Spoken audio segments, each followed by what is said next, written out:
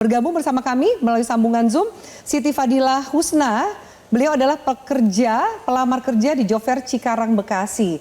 Disclaimer, kami juga sudah mencoba mengundang perwakilan dari pemerintah, yaitu Wakil Menteri Tenaga Kerja, Immanuel Ebenezer, tetapi beliau berhalangan hadir. Saya akan sapa Mbak Fadilah terlebih dahulu. Mbak Fadilah, selamat malam. Mbak Fadilah, audionya boleh dibuka? Ya. Selamat malam.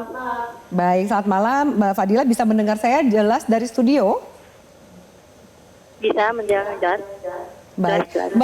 Baik, Mbak Fadilah, apakah benar Mbak Fadilah adalah salah satu pencari kerja yang datang di Job Fair di Cikarang, Bekasi? Iya benar, saya salah satu pencari kerja kemarin di Job Fair Bekasi.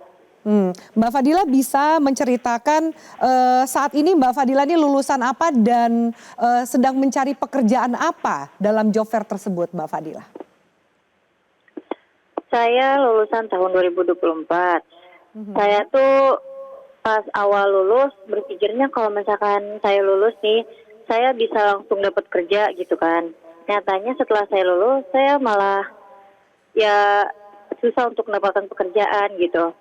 Saya berpikir, saya mencari-cari lewat media sosial tentang lowongan-lowongannya. Ternyata email-email pun susah gitu. Nah, pas di satu posisi lagi Bekasi lagi buka banyak gitu di Job Fair. Saya berpikir kalau misalkan itu pasti jelas gitu, soalnya kan dari bupatinya langsung. Ternyata itu sama saja kayak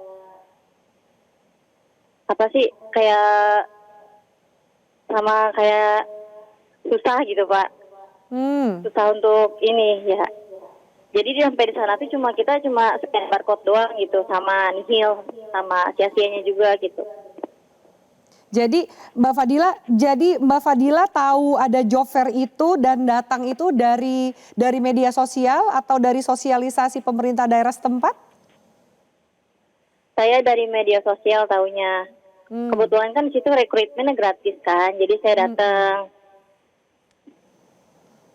Iya, apakah ada biaya yang Mbak Siti Fadilah bayarkan untuk masuk dan bisa ikut dalam Job Fair tersebut? Tidak ada sih, biaya rekrutmen itu gratis, dari awal masuk sampai akhir pun gratis.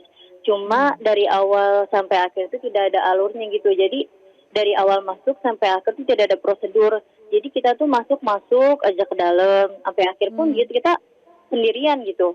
Jadi makanya di sana tuh tidak ada prosedur untuk ke sini atau ke sana gitu.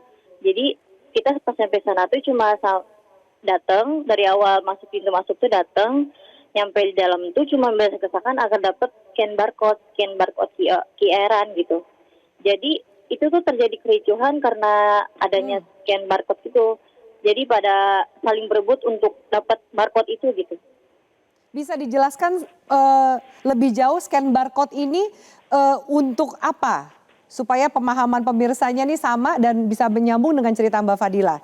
Kenapa pencari kerja di sana berebut untuk scan barcode itu? Mengapa scan barcode itu penting? Jadi di barcode itu tuh ada banyak perusahaan-perusahaan. Jadi di setiap barcode tuh satu barcode tuh ada nama perusahaannya masing-masing. Jadi tuh dia pada tuh berebut untuk mendapatkan barcode perusahaan itu. Jadi mungkin beberapa dari kandidatnya mencari perusahaan yang tertentu gitu, tapi malah susah gitu, malah pada rusuh, malah berdesak-desakan seperti itu. Saya pikir pas nyampe di sana saya bakalan dapat ketemu dengan beberapa perusahaan, terus langsung dites atau proses interview. Nyatanya pas nyampe dalam juga itu cuma dapat tetap aja sama gitu, tetap scan barcode.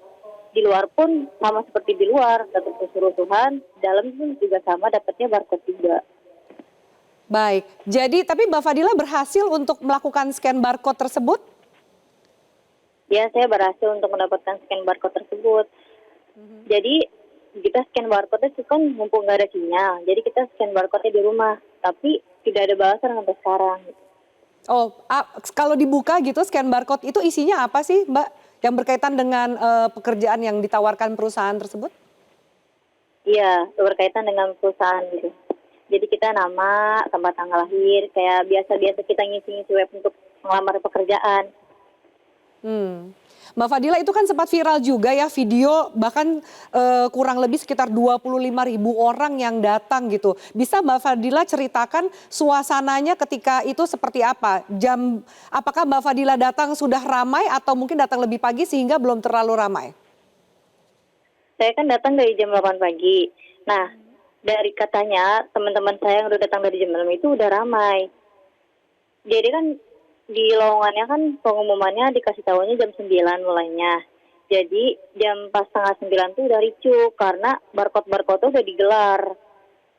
Jadi dia tuh pada berdesak-desakan untuk mencari barcode gitu, Pak. Kak. Berdesakannya mencari barcode. Kamu pernah datang ke job fair sebelumnya? Ini saya baru pertama kali datang ke job fair. Bagaimana kesan kamu sebagai pencari kerja ketika datang dalam sebuah job fair, Mbak Fadila? Awalnya sih saya kaget, ternyata banyak masyarakat yang antusiasnya tinggi gitu untuk mencari pekerja. Tapi di satu sisi saya sedih, ternyata banyak orang juga yang nganggur untuk berjuang mencari pekerjaan gitu. Apalagi kan bagi kita orang-orang susah yang nyari pekerjaan aja sulit di negara sendiri gitu. Jadi kebanyakan tuh di sini pada pakai duit gitu. Jadi kayak orang-orang susah jadi pada susah untuk mencari pekerjaan gitu, sulit. Kebanyakan pada pakai calo orang dalam. Jadi kita pencari kerja jadi sulit gitu, Kak.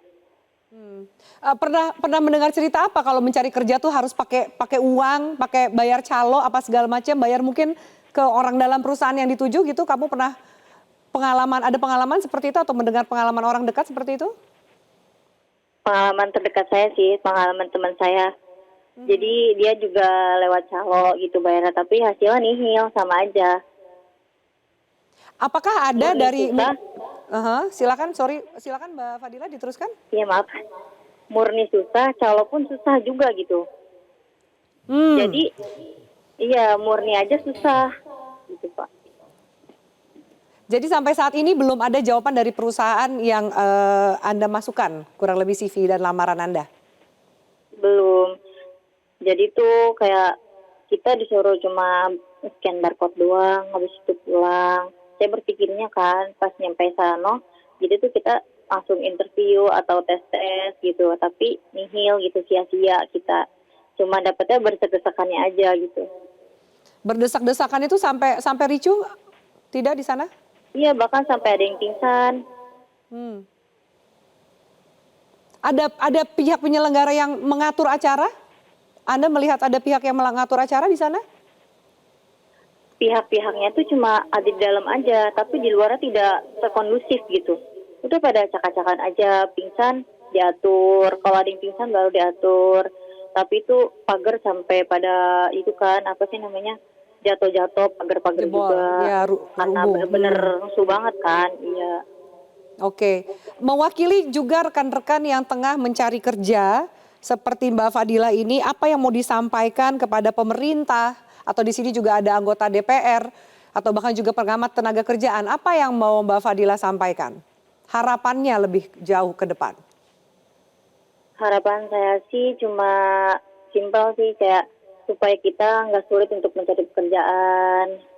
Karena kan kita orang susah, Bu. Jadi kayak apa-apa tuh harus pakai duit gitu. Jadi kayak hapus-hapus calo-calo gitu. Biar kita tuh para pencari kerja nggak sulit buat dapat kerjaan. Kita juga kan pengen ngebutuhin keluarga-keluarga kita, apalagi kita orang susah gitu. Iya. Baik, Mbak Fadila, terima kasih banyak sudah berbagi bersama kita di Top Issue. Semoga bisa mendapatkan pekerjaan yang diharapkan. Terima kasih, Mbak Fadila. Selamat malam.